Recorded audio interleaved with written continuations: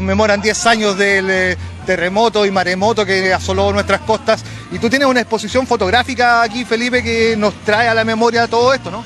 Claro, justamente la idea es recordar en un día como hoy, justamente un día como hoy, hace 10 años, ocurrió esta catástrofe, que fue el maremoto y el terremoto del 16 de septiembre del año 2015, y la idea con esta exposición es recordarlo, conmemorarlo, y también una forma de educar también a los más jóvenes, porque han pasado muchos niños, jóvenes de 10, 12, 15 años que no vivieron esta situación, ven las imágenes, se sorprenden porque piensan que esto no es Coquimbo, que pasó en otro lugar, y se dan cuenta cómo los barcos salieron en la zona del puerto, cómo quedó la playa, cómo quedaron los autos, cómo quedó la zona de Baquedano.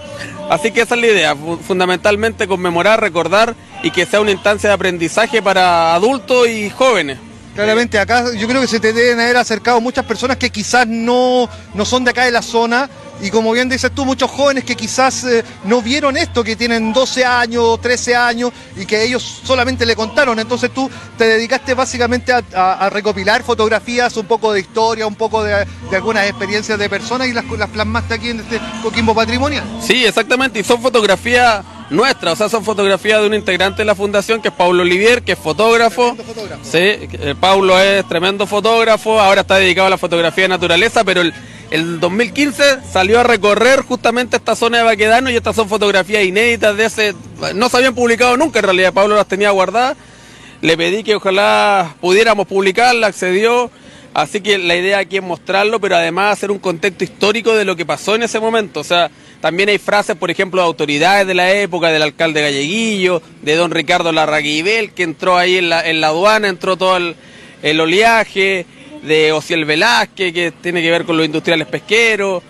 Tenemos, por ejemplo, también para darle contexto, información, cantidad de fallecidos, damnificados, viviendas destruidas, y todo ese contexto para que la gente que no lo vivió, y también para los más jóvenes, que estaba muy pequeños, conozcan de qué se trató esto, y también que sepan que esto es algo que va a volver a pasar, porque pasó hace 100 años, pasó en 1922, pasó en 1844, y probablemente en un tiempo más vuelva a pasar. Entonces, también hay información sobre cómo prevenir este tipo de catástrofes. Eso es súper importante. De hecho, hay un mudo testimonio ahí en Baquedano, la casa 1922, que uno dice no corresponde a la enumeración y como que no cuadre. Claramente en 1922 es la única casa que quedó en pie después de ese maremoto. Claro, eso justamente, pues 1922 fue el gran maremoto que hubo antes en Coquimbo, en esa zona de Baquedano, la misma zona que se vio afectada. Nosotros estuvimos con esta exposición en el Centro Armonía, y hay mucha gente obviamente del vecino, vieron la exposición, se emocionaron, nos contaron muchas historias que dejamos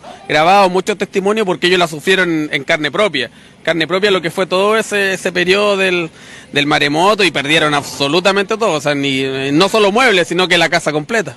Estás en un proyecto que básicamente es rescatar un Coquimbo a través de su historia, su fotografía, su gente, y cada vez nos vamos acercando más a este Coquimbo que no es solamente Pampilla, sino que es un Coquimbo que día a día tú das vuelta a una esquina y tienes mucha historia. Tienes historia en las grúas, tienes historia en el waterpolo, tienes historia en la parte alta, con el maremoto, etcétera. Entonces, al final de cuentas, vas haciendo todo un revivir para aquellos que, por ejemplo, como mi caso, somos coquimbanos de adopción. Claro, sí, esa es justamente la idea de la Fundación Coquimbo Patrimonial, o sea, poner en valor, recordar, volver a vivir momentos valiosos o que marcaron una época en la ciudad, y a su vez reencontrarnos con la historia de los lugares. O sea, hay muchas partes, muchos lugares de Coquimbo que uno pasa, ve, no sabe qué pasó ahí, pero la idea es darle un auge, volver a reencantar esos lugares de Coquimbo. Recién hablaba con Rodrigo Cuturrufo, del jazzista, del músico de los Cuturrufo, y me decía justamente que él, cuando hace una actividad musical de su banda, trata también de proyectar algo con historia, y ahora quiere proyectar también algo relacionado con el deporte. Entonces va muy unido lo que es la música, la historia, los acontecimientos. Coquimbo así va formando parte de su identidad. De hecho, yo pongo ahí una frase del lado B de la tragedia, donde la Pampilla, a pesar de todo lo que pasó, siguió funcionando. Tomó un ribete, unas características de solidaria. Pongo una frase ahí de los Vikings 5, ¿para qué sufrir, para qué llorar? Que conocen la idiosincrasia al coquimbano, y eso es fundamentalmente lo que pasa con Coquimbo, que finalmente lo que queremos es volver a vivir como somos los coquimbanos, alegres, festivos, y la fiesta de la Pampilla, eso es lo que tiene, por lo que remarca esta fecha sobre todo. Claramente esto es como casi como una quijotada. Cuando uno habla de cultura, habla casi de una quijotada, de irse contra los molinos. Es casi una locura, una entelequia. Pero son los locos los que mueven al mundo. Y gracias, ojalá que haya muchos locos más como tú, querido Felipe, con tu respeto te lo digo. Sí, de todas maneras, sí, pues hay que ser bien fanático, bien enamorado de esto. Yo más que fanatismo siempre pienso que hay que estar enamorado de esta historia de Coquimbo, porque es la única forma de poder expresarla y revivirla con la fuerza que a mí al menos me interesa, y ese es el objetivo de Fundación Coquimbo Patrimonial. Y claramente que le agradecemos el esfuerzo que ustedes hacen en proyectarlo justamente a los más pequeños, Felipe. ¿Hasta cuándo vamos a estar con esta exposición? ¿Toda la Pampilla o cambiamos ya? Mira, el proyecto estuvo la semana pasada en el Parque O'Higgins, estuvimos en la Plaza de Armas, estuvimos en el Empalme y estuvimos en el Centro de Armonía.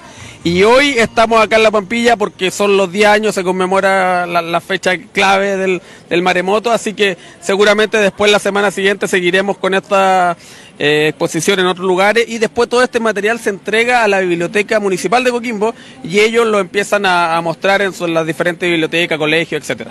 Así que usted ya sabe, no se lo pierda, véngase para acá. Hoy va a estar entonces aquí un rescate fotográfico, un rescate de la historia, de la dolorosa historia de Coquimbo, pero también de ese Coquimbo que se logró rearmar, que se volvió a parar con el esfuerzo de todos. Estuvimos en la zona cero, ahora estamos acá también en La Pampilla, rememorando un poco de esto. Gracias por estos minutos, Felipe. Muchas gracias a ustedes por la entrevista y por la oportunidad de dar a conocer este tipo de locuras como hablamos recién. Muchas gracias. Ahí está, bonita nota hecha te felicito, Luchito, qué bonito el trabajo, qué bonito el trabajo de los muchachos, el no olvidar, sobre todo por las precauciones, tal como lo dijo él muy bien, sucedió en 1922, en 1800 y tanto, sucedió el 2015 y va a volver a suceder. En algún momento va a volver a suceder. Entonces, a construir 2016. como 2016, dale. Muy 16 del 2015. 2015, hoy día se cumplen 10 años. Toda la razón. Ah, no me... Si vaya a corregir, corrige bien.